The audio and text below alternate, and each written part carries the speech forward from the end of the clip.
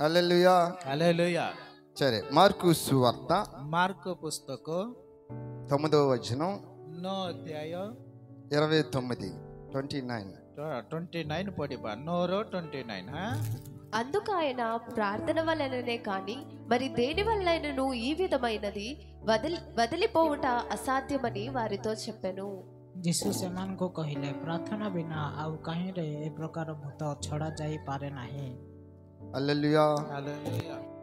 ఇక్కడ కేవలము కూడా ఏ స్థాନରେ ଲେଖାଯାଇଛି అందుకైన ప్రార్థన వల్ల మాత్రమే, ప్రార్థన ద్వారా ହିଁ, ప్రార్థన లేకుండా ఏది కూడా జరగదు అని ఇక్కడ అంటున్నాడు ఆయన. ప్రార్థన బిన్నా కౌనసి విషయ ଘଟିବ ఒక దురాత్మను ଗୋଟେ ଦୁଷ୍ଟ ଆତ୍ମା ఇడిచిపెట్టాలంటే, ଆଉ ଗୋଟେ ମଣିଷକୁ ଛାଡ଼ିକି సమస్తలు తీరాలంటే, ସମସ୍ତଙ୍କୁ ଛାଡ଼ିବାର ଅଛି ବୋଇଲେ, అక్కర్లు తీరాలంటే, ଆମର ଆବଶ୍ୟକତା ପୂର୍ଣ୍ଣ ହେବାର ଅଛି। ఈరోజు కేవలము కూడా ఏ దిନରେ కేవଳ మాత్ర ప్రార్థన ద్వారా మాత్రమే ఏదైనా విడుదల పొందగలుస్తూ ఉంటాం. ప్రార్థన ద్వారా ହିଁ ଆମେ ଉଦ୍ଧାର ପ୍ରାପ୍ତ ହେବା। ప్రార్థన లేకుండా ఏది కూడా జరగదు. ప్రార్థన ନଥିଲେ କୌଣସି విషୟ ఉపవాసము ఎందుకంటే ଉପବାସ କାହିଁକି ବେଲେ శరీరములు సరి చేసుకోవచ్చు, ଆଉ ଆମେ ଶରୀରକୁ ସଜାଇ ପାରିବା। బలహీనలుగా ఉన్నప్పుడు బలపడుతూ ఉంటాం, ଆମେ ବଳ ନଥିବା ସମୟରେ ମଧ୍ୟ ବଳ ପ୍ରାପ୍ତ ହେବା। ఆరోగ్యం లేనప్పుడు ఆరోగ్యం పొందుతాం. ఆరోగ్య నଥିବା సమୟରେ ମଧ୍ୟ ఆరోగ్య ପ୍ରାପ୍ତ ହେବା। ఈరోజు ప్రార్థన ద్వారా మాత్రమే జయం పొందుతూ ఉంటాం. ଆଉ ପ୍ରାର୍ଥନା ଦ୍ୱାରା ହିଁ ବିଜୟ ଆସିଥାଏ। అందుకే ప్రార్థన వల్ల మాత్రమే అన్నాడు ఆయన. ପ୍ରାର୍ଥନା ଦ୍ୱାରା ହିଁ ହେବ ବୋଲି କହିଲେ। ఉపవాసం ఎందుకంటే ଉପବାସ କାହିଁକି ବେଲେ ఈరోజు ఒక దురాత్మ పట్టిన, ଏ ଦିନ ମାନଙ୍କରେ ଯଦି ଦୁଷ୍ଟ ଆତ୍ମା కొన్ని సమస్యలు కలిగిన, କିଛି ସବୁ ବିଷୟ ମିଶି ప్రార్థన లేకపోతే విడుదల పొందుకోలేము. ଆମେ ସବୁ କଲେ ମଧ୍ୟ ଯଦି ପ୍ରାର୍ଥନା ନାହିଁ ବୋଲେ ଆମକୁ ଉଦ୍ଧାର ନାହିଁ। ప్రార్థన ఎందుకంటే ପ୍ରାର୍ଥନା କାହିଁକି ବେଲେ మనిషికి ప్రార్థన చాలా అవసరం. ମନୁଷ୍ୟକୁ ପ୍ରାର୍ଥନା ବହୁତ ଆବଶ୍ୟକ। ప్రార్థన ఒక వెన్ను ముక్క లాంటిది. ఇది ପ୍ରାର୍ଥନା ବୋଲିକରି କହିଲେ ଏଇଟା ଗୋଟେ ଲୁହା ମୁକା ପରି। మన ఎన్నికి మనం బీప్ ఉంది కదా వెనక్కి, ଗୋଟେ ମେରୁଦଣ୍ଡ।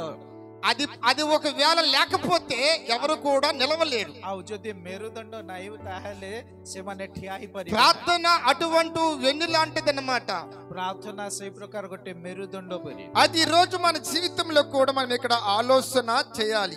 ଆଜି ଆମମାନଙ୍କ ଜୀବନରେ ମଧ୍ୟ ଆଲୋଚନା କରିବା। కేవలం కూడా ఉపవాసం ఉండడం ద్వారా କେବଳ ଉପବାସ ଥିବା ଦ୍ୱାରା మనకి మేలే జరుగుతుంది కానీ కీడెప్పుడు కూడా జరగదు. ଆମକୁ ଆଶୀର୍ବାଦ ମିଳିବ, ମାତ୍ର ଅଭିଶାପ ମିଳିବ ନାହିଁ। ఈ రోజు ఉపవాసము ద్వారా ଆଜି ଦିନ ଉପବାସ ଦ୍ୱାରା అదిగో ఎవరు కూడా మామూలు ఒకవేళ ప్రార్థన చేస్తే దాని వల్ల వారికి వెళ్ళట్లేదు కానీ, ଆଉ ଆମେ ଦେଖୁଛୁ ପ୍ରାର୍ଥନା କରି ବେଲେ ଉପବାସ କରି ପ୍ରାର୍ଥନା କଲେ ସେଟା ଯଦି ଯିବ ନାହିଁ ବେଲେ, అందుకే అక్కడ చదవమారా సార్ ఆ వాక్యం. అందుకే ఆయన ଆଉ ଥରେ ଆମେ ପଢିବା। ଯୀଶୁ ସେମାନଙ୍କୁ କହିଲେ, ପ୍ରାର୍ଥନା ବିନା ଆଉ କାହିଁରେ ଏଇ ପ୍ରକାର ଭୂତ ଛଡ଼ା ଯାଇପାରେ ନାହିଁ। తెలుగు చదువుగమ్మా, మైక్ పట్టమ్మా। దేని వలన కూడా ఈ విధమైన వదిలిపోదు గాని అసాధ్యం అనేది వారిలోట చెప్పాను. ఈరోజు కూడా దేని వల్ల కూడా అది విడిసి వెళ్ళటకు వీలు లేదు. ପ୍ରାର୍ଥନା ବିନା ତାକୁ ଛାଡ଼ିକି ସେ ଯିବ ନାହିଁ। ఒక ఉపవాసము ద్వారా ప్రార్థన చేసిన ద్వారా ఎటువంటి దురాత్మ అయినా, ଆମେ ଉପବାସ କରି ପ୍ରାର୍ଥନା କଲେ କେଡ଼େ ବଡ଼ ଦୁଷ୍ଟ ఎటువంటి సమస్య వచ్చినప్పుడు కూడా କେତେ ବଡ଼ ସମସ୍ୟା ହେଲେ ମଧ୍ୟ అది కేవలము ప్రార్థన ద్వారా మాత్రమే జయం పొందుతూ ఉంటాం. ପ୍ରାର୍ଥନା ଦ୍ୱାରା ହିଁ ଆମକୁ ବିଜୟ ଆସିଥାଏ। ప్రార్థన మనకి ఎంతో అవసరం కాబట్టి ପ୍ରାର୍ଥନା ଆମକୁ କେତେ ଆବଶ୍ୟକ ଜାଣିଛନ୍ତି କି? ఈ రోజు మన జీవితంలో కూడా మనం కొన్ని విషయాలు ఇక్కడ మనం చూస్తూ ఉన్నాం. ଆଜି ଦିନ ଆମେ ଆମ ଜୀବନ ପାଇଁ କିଛି ବିଷୟ ମାନେ ଦେଖିବା। మత్తయి సువార్త 6:16-17 వాక్యం సెలవిస్తుంది. ମାଥ୍ୟୁ 6:17 16-17 మీరు ఉపవాసము చేయనప్పుడు వేషధారుల వలె దుఃఖములై ఉండకుడి. తాము ఉపవాసము చేయుచున్నట్టు మనుషులకు కనబడవలెనని వారు తమ ముఖములను వికారము చేసుకొందురు. వారు తమ ఫలము పొంది ఉన్నారని నిశ్చయముగా మీతో చెప్పుచున్నాను. ఉపవాసము చేయుచున్నట్టు మనుషులకు కనబడవలెనని కాక రహస్యమందున్న నీ తండ్రికే కనబడవల్లని నీవు ఉపవాసము చేయనప్పుడు నీ తల అంటుకొని నీ ముఖము కడుగుకొనుము. హల్లెలూయా. హల్లెలూయా. ଓଡ଼ିଆ ପଢ଼ୁନାହାନ୍ତି। ଉପବାସ କରିବା ସମୟରେ କପଟିମାନଙ୍କ ପରି ବିଷର୍ଣ୍ଣ ବଦନ ହୁଅ ନାହିଁ, କାରଣ ସେମାନେ ଉପବାସ କରୁଅଛନ୍ତି ବୋଲି ଲୋକଙ୍କ ସାକ୍ଷାତରେ ଦେଖାଯିବା ନିମନ୍ତେ ଆପଣା ମୁଖ ମଳିନ କରନ୍ତି।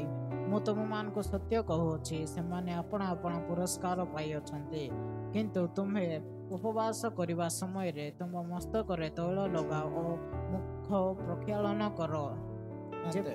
హల్లెలూయా. హల్లెలూయా. దేవుడు అంటున్నాడు ఇక్కడ, ପ୍ରଭୁ କହୁଛନ୍ତି ଏ ସ୍ଥାନରେ మీరు ఉపవాసం ఉండేటప్పుడు ଆପଣମାନେ ଉପବାସ କରିବା ସମୟରେ మనుషులకు కనబడాలని ఉపవాసం ఉండొద్దు. ମନୁଷ୍ୟମାନଙ୍କ ଦେଖାଇଲା ପରି ଉପବାସ କରନ୍ତୁ ନାହିଁ। మీ ముఖము కడుక్కోవాలి, ଆପଣମାନଙ୍କର ମୁହଁ ଧୋଇବାର ଅଛି, మీ తలకి నూనె రాసుకోవాలి. ଆପଣ ମସ୍ତକରେ ମଧ୍ୟ ତେଲ ଲଗାଇବାର చాలా ଅଛି। మంది ఉపవాసం ఉన్నామని పక్క వారికి కూడా తెలియకూడదు.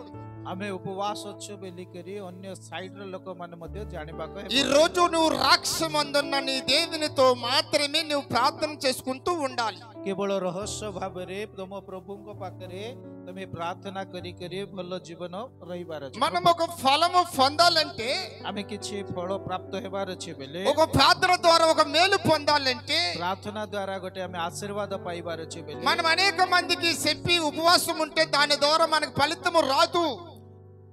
again authore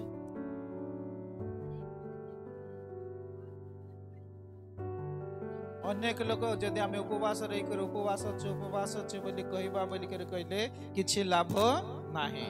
రాక్షమందు నీ దేవునితో నువ్వు గడపాలి. କେବଳ ରହସ୍ୟ ଭାବରେ ହିଁ ଜୀବନ ତମେ ବିତାଇବାର ଅଛି। ఎందుకంటే నీకు ఉన్న ఒక గది ఉండొచ్చు, ప్రార్థన మందిరం ఉండొచ్చు, ଆପଣଙ୍କୁ ଗୋଟେ ପ୍ରାର୍ଥନା କରିବା ପାଇଁ ରୁମ୍ ଥାଇପାରେ, ନହେଲେ ପ୍ରାର୍ଥନା ମନ୍ଦିର ଅଛି। నీకు నీవు మాత్రం వెళ్ళి ప్రార్థన చేసుకుంటూ ఉండాలి. ଆପଣ କେମିତି రహస్య ଭାବରେ ଗୁପ୍ତ ଭାବରେ ପ୍ରାର୍ଥନା କରୁଥିବା నేను ఉపవాసం ఉంటున్నాను పక్క వారికి కూడా చెప్పి తీసుకురావడం కాదు. ଆମେ ଉପବାସ ରହୁଛୁ ବୋଲି କରିବି ପାଖର ଲୋକମାନଙ୍କୁ ଆମେ ଡାକି ଆଣିବାର నీ ନାହିଁ। ప్రార్థన ద్వారా వారికి కూడా తెలియకుండా కూడా రాక్షసముగా నీ దేవునికి నీకు మాత్రమే తెలియాలి. ତମର ପ୍ରାର୍ଥନା କେବଳ ପ୍ରଭୁ ଆଉ ତମେ ହିଁ ଜାଣିବାର ଅଛି। చాలా మంది ప్రార్థన చేసేటప్పుడు పని వారిని కూడా పెట్టుకుంటూ ఉంటాం. ଆମେ ଦେଖୁଛୁ ପ୍ରାର୍ଥନା କରିବା ସମୟରେ ଅନେକ ଲୋକଙ୍କୁ କାମ କରିବା ପାଇଁ ମଧ୍ୟ ରଖିଥାଉ। అక్కడ ఎస్ఐ గ్రంథంలో మాట చెప్తూ ఉంది 58:3వ వచనం చదివితే, ଜିସାଇ ପୁସ୍ତକ 53ର ఎంత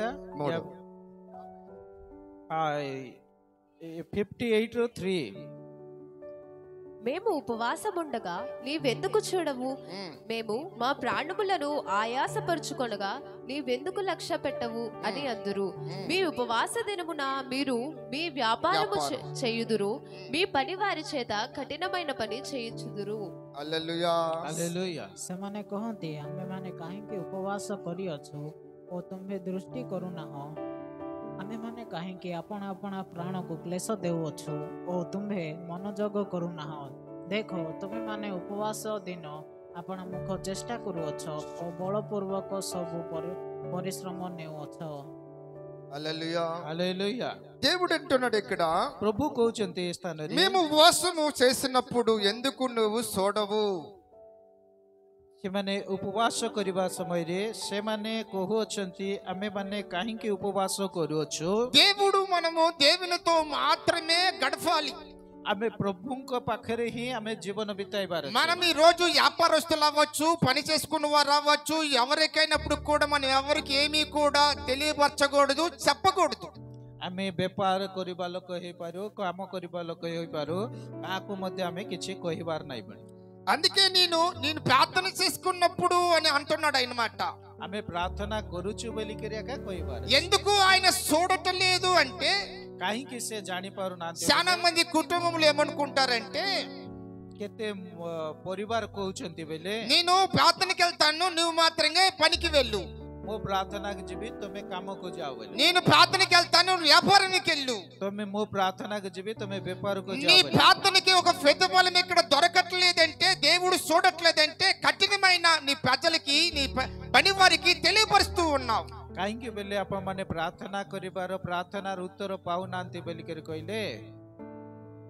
ପ୍రైజ్ ଦ లార్డ్। అయితే ఈ రోజు ପ୍ରାର୍ଥନା କରିବା ଲୋକ ଆମେ କ'ଣ କରୁଛୁ, ଆମେ କାମ କରିବା ଲୋକକୁ କହୁଛୁ ମୁଁ ପ୍ରାର୍ଥନା କରୁଛି ତୁ କାମ କରେ ବୋଲିକରି ଆମେ କହିବା ହେତୁ ଆମେ ପ୍ରାର୍ଥନାର ଉତ୍ତର ପାଇପାରୁନା. ఇట్ మీనండి. హల్లెలూయా. హల్లెలూయా. దేవుడు అంటున్నాడు కదా ఇప్పుడు, ప్రభు କହୁଛନ୍ତି కఠినమైనగా ఉంటున్నారట, కఠినముగా వారికి చెప్తుంటారు. ଆମେ କଠିନ ବିଷୟ ସେମାନଙ୍କୁ କହିଥାଉ. అయితే ఈ ఉపవాసము ద్వారా మనకి ఫలితము దొరకాలా దొరకకూడదా? ଆମକୁ ଉପବାସର ନାଇଁ କି ఆశీర్వాଦ ଦରକାର ନା ନ ମିଳିବଲେ ହେବ? మనకి ఒకవేళ ఆ ఫలితం దొరకాలంటే ଆମକୁ ସେ ଫଳ ମିଳିବାର ଅଛି. పనివాడిని కూడా వ్యాపారస్తుని కూడా దేవుని మందిరానికి తీసుకురావాలి. ଆମେ କ'ଣ କରିବାର ଅଛି, ଆମ ସହିତ କାମ କରୁଥିବା ଲୋକମାନଙ୍କୁ ପରିବାରକୁ ସେମାନଙ୍କୁ ମଧ୍ୟ ମନ୍ଦିରକୁ ଆଣିବାର ଅଛି. అప్పుడు నీవు వారు ప్రార్థన చేస్తే ତମେ ସିଏ ମିଶିକରି ପ୍ରାର୍ଥନା କଲେ నీ ద్వారా ఒక ఫలితం దొరుకుతుంది. ଆପଣଙ୍କ ଦ୍ୱାରା ଗୋଟେ ଉପକାର ଗୋଟେ ଗିଫ୍ଟ ମିଳିବ. నీ పనివాడికి ప్రార్థనలు నడిపిస్తుంటావు, ଆପଣ କାମ କରିବା ଲୋକକୁ ପ୍ରାର୍ଥନା ଶିଖେଇବ. నీ వ్యాపారస్తుని ప్రార్థనలు నడిపిస్తుంటావు. ଆପଣଙ୍କ ସହିତ ବେପାର କରୁଥିବା ସେମାନଙ୍କୁ ମଧ୍ୟ ତମେ ପ୍ରାର୍ଥନା ఆ ଶିଖେଇବ. ఉద్యోగస్తుడు కూడా ఆ రోజు పని మానేయాలంతే. ଆଉ ମାନେ ଚାକିରି କରିବା ଲୋକଙ୍କୁ ମଧ୍ୟ ତମେ କ'ଣ କରିବାର ଅଛି, ଛାଡି କରି ପ୍ରାର୍ଥନା మనం କରିବାର. ప్రార్థన అంటాం, కఠినముగా పని చేసుకుంటాం. ଆମେ ପ୍ରାର୍ଥନା ବୋଲି କହୁଥିବୁ, କଠିନ ପରିଶ୍ରମ କରୁଥିବୁ. ప్రార్థన అంటాము, ఎక్కడికో వెళ్తాం. ଆମେ ପ୍ରାର୍ଥନା ବୋଲିଥିବୁ, କୋଟି କୋଟି ଯାଉଥିବୁ. అందుకే నీ పనివారి చేత కఠినమైన పని చేయించున్నారు. ଆଉ ସେଥିପାଇଁ ଏକା ଆମେ ଆମର ପ୍ରାର୍ଥନା କରିବା ଲୋକମାନଙ୍କ ସହିତ କଠିନ ବିଷୟ କରାଇଥାଉ. దాని ద్వారా మనకి ఏ ఉపకారము కూడా దొరకదు. ସେଥିପାଇଁ ଆମମାନଙ୍କୁ ଉପକାର ମଧ୍ୟ ମିଳୁନାହିଁ. అందుకే ప్రతి విషయంలో కూడా మరి ସେଥିପାଇଁ ପ୍ରତି నశించిన దాని నట ନଷ୍ଟ ହଉଥିବାଟା, ఆకలిగొన్న వారిని కూడా ଆଉ ଶେଷରେ ଭୋକରେ ଥିବା ଲୋକକୁ నీకు నీవు వారికి తృప్తిపరచాలి. ଆଉ ଭୋକରେ ଥିବା ଲୋକମାନଙ୍କୁ ଆପଣମାନେ ତାଙ୍କୁ ଆହାର ଦେଇକରି ତୃପ୍ତି କରିବାର నీ ଅଛି. జీవితంలో కూడా నీవు వారికి మేలే చేయాలి కానీ కీడు చేయకూడదు. ଆପଣମାନେ ଅନ୍ୟ ଲୋକକୁ ବୋଲେ ଭଲ ବିଷୟ କରିବାର ଅଛି, ତାର ଖରାପ ବିଷୟ କରିବାକୁ ହେବ ନାହିଁ. నీవు ఉపవాసం ఉంటున్నావు కాబట్టి ଆପଣମାନେ ଉପବାସ ଥିବା ହେତୁ నీ భోజనము బయట వాడికి పెట్టాలి. ଆପଣମାନଙ୍କର ଆହାର ଅନ୍ୟ ଲୋକକୁ ଦେବାକୁ ହେବ. ఆకలిగొన్న వారికి సహాయం చేయాలి. ଆଉ ଯେଉଁମାନଙ୍କୁ ଖାଇବାକୁ ନାହିଁ, ଭୋକର ଅଛନ୍ତି, ସେମାନଙ୍କୁ ସାହାଯ୍ୟ କରିବାର ଅଛି. దేవుడు నీ ఉపవాసం ఉన్న దాన్ని బట్టి దేవుడు ఒక ప్రతిఫలం ఇస్తాడు. ଆଉ ଉପବାସ ତମେ ଥିବା ହେତୁ ତମକୁ ଗୋଟେ ପ୍ରଭୁ ପ୍ରତିଫଳ ଦେବେ. నీవు ఉపవాసం ఉన్న ఉంటున్నావు, నీ ఒక భోజనం ఎవరికి పెట్టవు. ଆପଣ ଉପବାସ ବୋଲି କହୁଛନ୍ତି, ଆପଣଙ୍କର ଖାଇବା ଭୋଜନ କାହାକୁ ମଧ୍ୟ ଦେଇପାରୁନା. ఎవరికి ఇవ్వకపోతే నీకు ఫలితం ఎలా దొరుకుతుంది? ଆଉ କାହାକୁ ଯଦି ଦେବ ନାହିଁ ତାହେଲେ ତୁମକୁ ଆଶୀର୍ବାଦ ଆସିବ ନାହିଁ. అందుకే ఆకలిగొన్న వారికి నీ ఆహారం పెట్టు.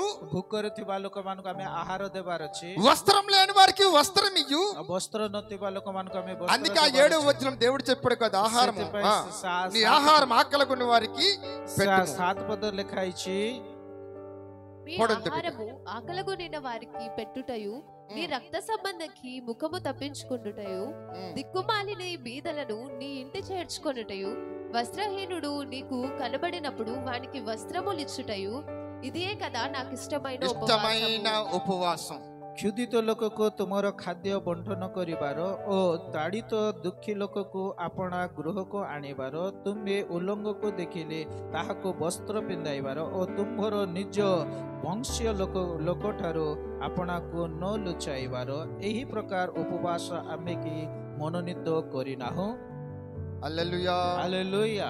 దేవుడు అంటున్నాడు ఇక్కడ, దేవుడు ప్రభు కହୁଛନ୍ତି ఈ రోజు ఆరంభమైంది, ଆଜି ଦିନ ଆରମ୍ଭ ହେଲା. ఈ ఉపవాసం మనం పాటించితే మనకు ఒక ప్రతిఫలం దొరుకుతుంది.